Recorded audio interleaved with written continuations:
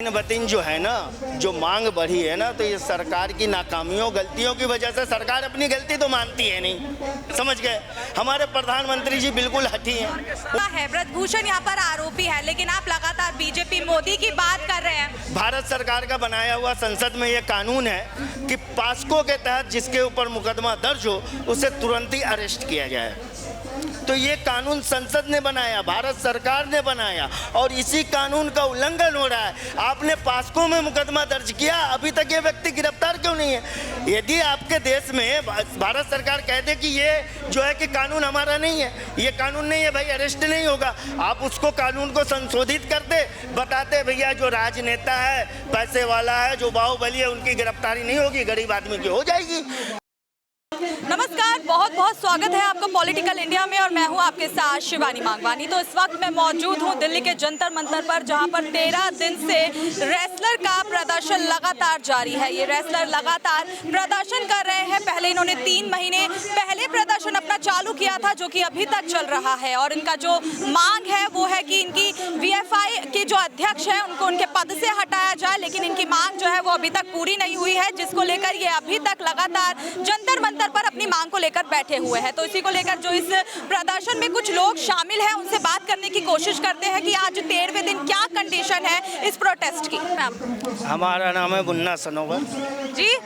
मुन्ना सनवर जी मुन्ना जी, आप इस प्रोटेस्ट में ये इस डंपर के साथ पहुंचे हैं, क्या मकसद है इसका? ये डंपर हम इसलिए लेके आए थे कि देश के अंदर जो है देखा जा रहा है तो राजनीतिक गंदगियां बहुत हो गई है। जो आज पिछले 10 सालों से जो सरकार चल रही है, इस सरकार में जो इतने गंदे गंदे लोग आ गए, जो मंत्री और जो विधायक जो है। कौन सी राजनीतिक गंदगी की बात कर रहे हैं आप? देखिए, राजनीतिक गंदगी ये है कि देखिए, एक तो आपके सामने एक आरोपी है जिसके ऊपर आरोप लगा, जो पिछले 38 मुकदमों में उसका नाम था, और ये 2 मुकदमे इन बच्चियों की तरफ से, हमारी बेटियों की तरफ से हुआ, तो 40 हो गए लगभग। तो ये जो अपराधी है, तो अपराध की गंदगी है ये।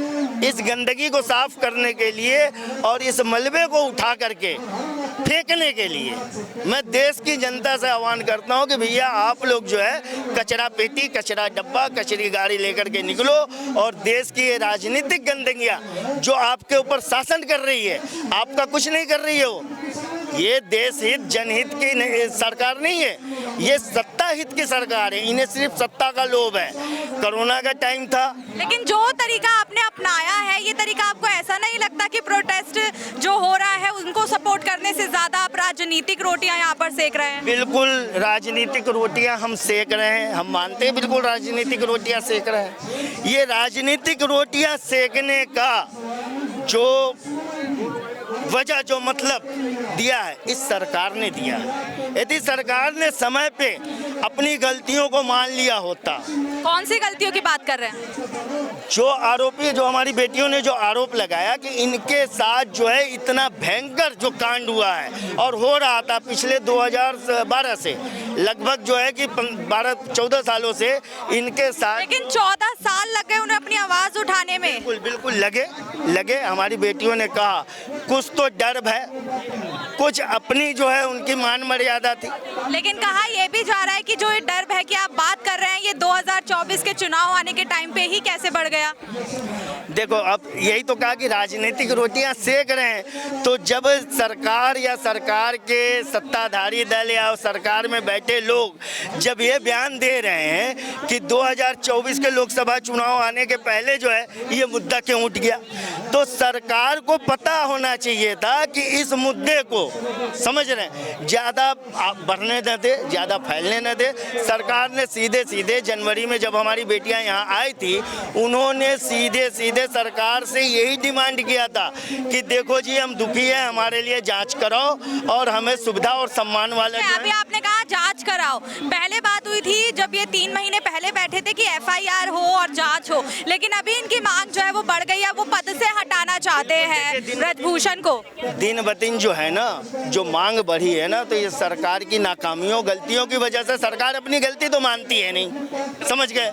हमारे प्रधानमंत्री जी बिल्कुल हठी हैं, उनको तो जनता का बिल्कुल कोई ध्यान नहीं है। प्रधानमंत्री जी ने अगर कह दिया होता देश की एजेंसियों से, हालांकि इन बेटियों ने प्रधानमंत्री से शिकायत की थी, उन्होंने कह दिया होता कि निष्पक्ष और बढ़िया तरीके से जांच कर। लेकिन जब जांच की गई है, जैसे कि आपने कहा जांच कीजिए, जांच की गई है तो कोई भी सबूत जो है सामने नहीं आ पाया है जो कि ब्रजभूषण को दोषी माना जाए।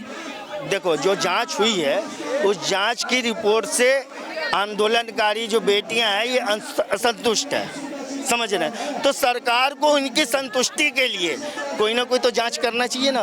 देश में जांच एजेंसियों की कमी है, ये बताइए। निष्पक्ष जांच तो हर जगह होनी चाहिए ना।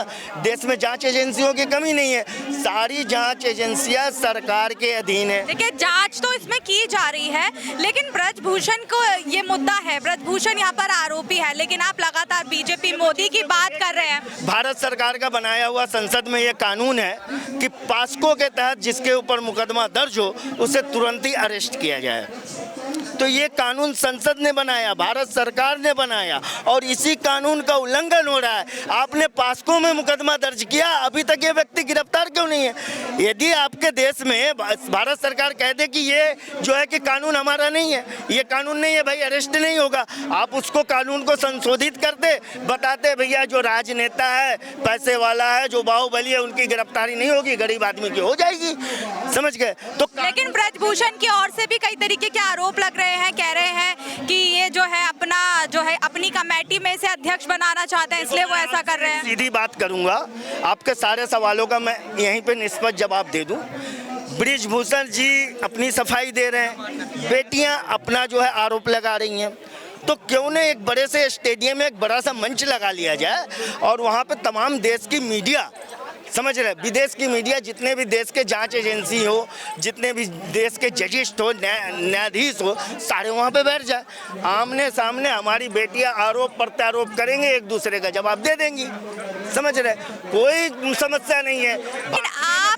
लेकिन आप जो लगातार यहाँ पे प्रोटेस्ट कर रहे हैं, वो आपका जो रुख है वो प्रोटेस्ट एक अलग ही रुख ले रहा है। सवाल का जवाब दे दूं, लगातार प्रोटेस्ट करने का जो साधन, समझ गए, जो तरीका और जो ये बनाया हमारी सरकार ने बनाया, प्रोटेस्ट करने की कोई बात ही नहीं थी, समझ रहे हैं। न्याय मिल जाता, अपराधी जो है गिरफ्तार हो जाता, जांच शुरू होती, प्रोटेस्ट अपने आप खत्म। अगर अब ऐसे न्याय नहीं मिल पाता है तो आगे क्या मांग होगी आपकी? बात की पहले मैं आपके सबूत का जवाब देता हूँ, आपके सबूत का जवाब देता हूँ।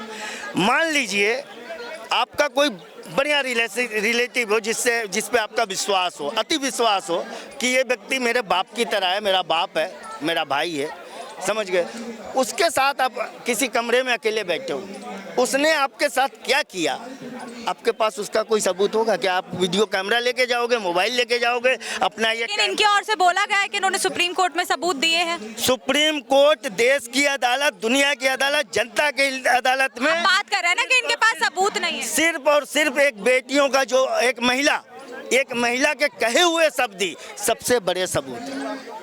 आगे क्या मांग है आपकी?